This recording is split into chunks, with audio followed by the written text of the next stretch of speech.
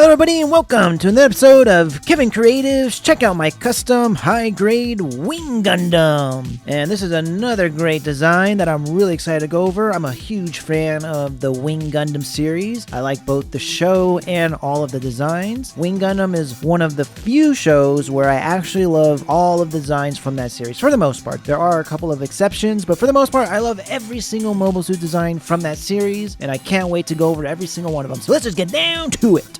So the real grade version of the wing kit came out in 2021, so I knew that I wanted to go ahead and get this one out of the way. I had the HG in my backlog, so I figured, alright, this is going to be the practice for the real grade. And that's typically how I go about my kits when I'm deciding on things. Sometimes it's about what techniques I want to try out in practice, so I'll pick a kit that'll fit best those styles. And then sometimes it's about what's coming out, what's being released. So sometimes a new kit will be announced, and I'll have kind of an older version of that kit. So I'll decide, you know what, let's take that one, practice it, pull it out of the backlog. And I'm glad I did, because I will admit there's a lot of stuff going on here that I didn't mean to do. It doesn't look all that great for the most part, but because this is the Gundam Wing, it works. Literally, the only reason some of this stuff works is because this is the Gundam Wing. So I'm glad that kind of happened on this one. So what I mean by that is there's a lot of stuff that I did to this kit that didn't quite work, but because the wingsuits are known as being kind of in that 90s dark grungy era where everything's kind of gritty and dirty, and especially with this series where there wasn't any real hangar bases or anything, there was no headquarters, they just kind of dropped off their suit wherever they could fit it and people wouldn't find it. So it's kind of just out in the open, left exposed kind of to the elements. So that's why I don't mind sort of the dirty grittiness of how my kit ended up coming out, because on this specific design, it works. So for example, I really wanted the blue to be pretty dark on this kit. I don't think of the Wing Gundam as a very bright design. It's very dark and muted and subdued. So I figure with the blue, I should go a bit darker on that. I think what I did was I primed the blue parts with black primer, and then I went over them again with like a midnight blue or something like that, a very, very dark, almost black blue. And then I went over that with another kind of dark blue, so it didn't really pop as much, which is fine, and I think it looks good in this regard. It's a very dark and subtle shading to everything, which I kind of like. Again, I don't really mind it because this kit, it works, but I would do things a little different on the real grade. And when it comes to the red parts, kind of in that same category. I'm actually pretty happy with how the red came out overall, but I will say I would do things a little differently in that I just went over the edges of the part for the pre-shading with the red brown, whereas these days I would paint the whole part with the red brown and then highlight it with the red. Since this kit works better with that kind of grimy, rusty kind of look, that the colors don't kind of blend all that seamlessly in this case, it fits well. Now the white parts are where I really had trouble. So what ended up happening there was everything looked great on the first run. So I painted up with gray primer, and then I went over the edges with black paint on this one. And that came out pretty well for the most part. So I did my standard top coating with clear flat from Mr. Hobby.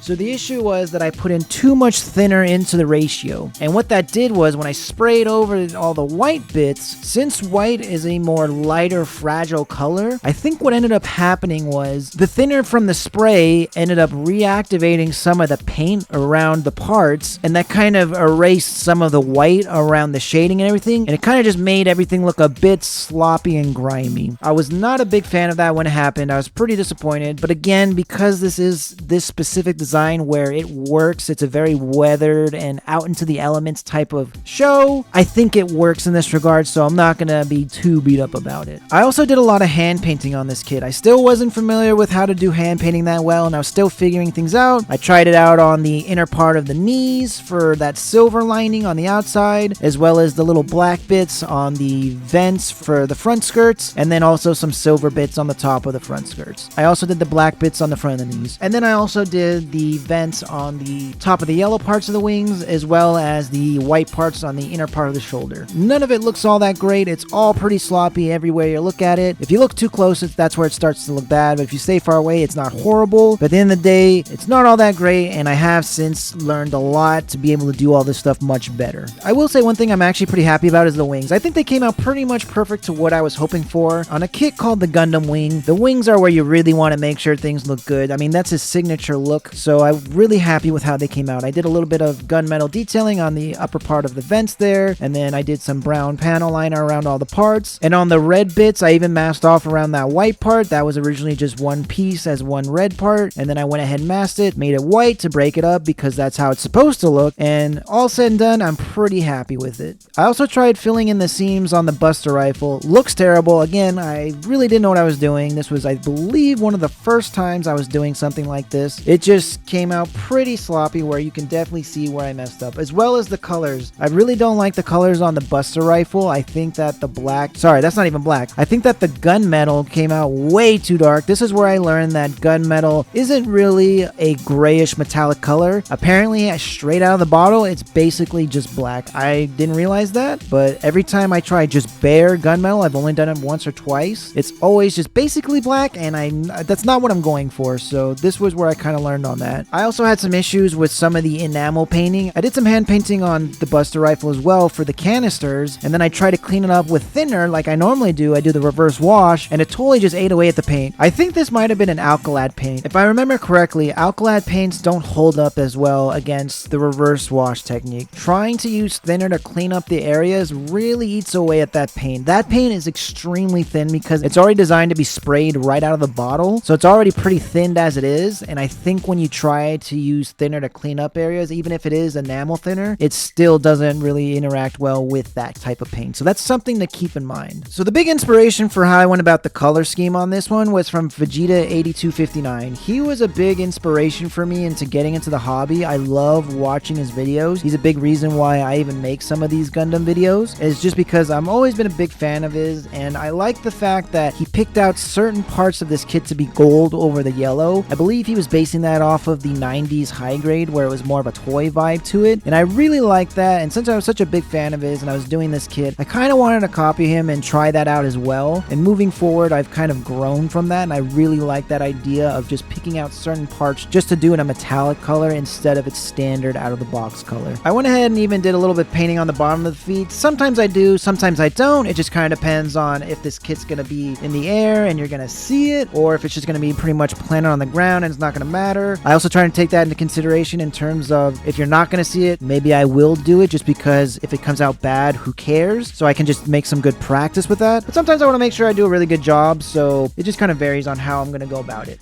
This is another kit that has a transformation. One thing I'm learning about Gundam is there's actually a lot more transformations than I realized. I kind of thought that was just a 1 out of every 4 or 5 type of thing, but there is a lot of transforming mobile suits in this series. I'm actually very surprised. This kit already has some pretty delicate paint job going on with just because of my shortcomings with it, so I don't really want to agitate things by trying to transform it, so that's a bit of a shame. But who knows, maybe one day once I get the real grade all painted up, I'll go ahead and swap this into Neo Bird mode, because screw it, why do I need 2 of them? For the green jewel, I believe what I did was I sprayed either the inside or the outside with fluorescent green to give it a nice shine to it, and it looks really nice. Even in the dark, I can see this green jewel kind of popping out just because that fluorescent color is giving it a nice, like, lively feel. I'm really happy with that. And this is one of the times where I decided to paint the inside of the shield just because I thought it would look really nice on this specific shield. It is a very cool one. It's actually one of my favorite shields in all of Gundam. I typically don't really care just because the shield's kind of an afterthought for the most part. One of the things you'll notice in a lot of the series, if you go back and watch them, the beginnings of the fight, a few shots are fired off, they hold up the shield to kind of block them. Then when they charge in, they typically will just discard the shield and go in for the fight. I also love the fact that they engineered the shield. You can have that hidden beam saber stored inside, and then when you crack the shield open, there's a mechanism that actually pushes the beam saber out,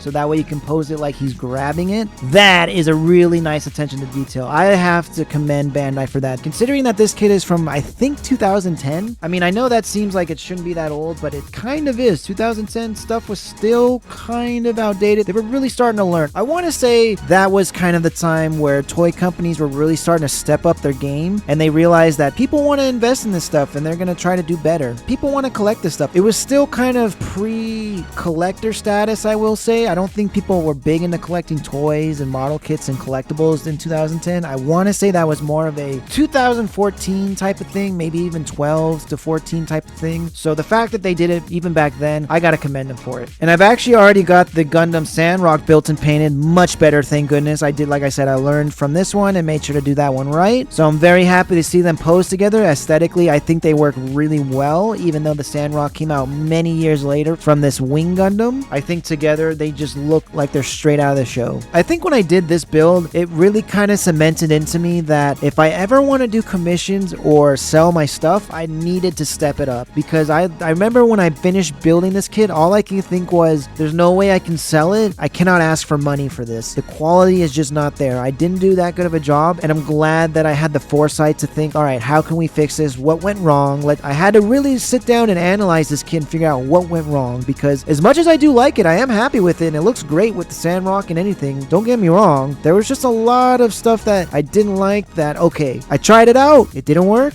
Well, where can we go from here? We got to fix this. The hand painting details, that's not it. This looks sloppy. We got to figure out a way to mitigate that. Same thing with the top coating. It eats away at the paint a bit, so we got to make sure to get that ratio on point so that does not happen. And then when it comes to the reverse wash, we got to be careful again. Don't go too hard. Don't go too intense. Still mask things off, because even the enamel thinner can still affect the lacquer paint and eat away at it, and we definitely don't want that. I will say one little thing I am very proud of is the visor on the shield, that green visor. I masked that off and it came out pretty much perfect. It's a nice vibrant metallic green. I'm looking at it right now, and like I said, this is one of my favorite shields in all of Gundam, and I really love how that came out. So the tricky part about doing this critique was I wanted to make it clear that this is not a proper representation of my current skill level. I had to decide, when am I going to put this out, because I don't want to put this out too soon and have people thinking, well, this is where he's at. And I also didn't want to put it out too late and having people think, oh wow, what happened? Where did this one come from? What happened on this one? I don't know when this is going to come out, but I want to reiterate that I'm just doing this to show you where I was and where I am now. So you don't start off great, you start off with the mistakes, and then eventually you work your way over to learning how to do things better. So anyways guys, thanks for watching. I hope you enjoyed. Until next time.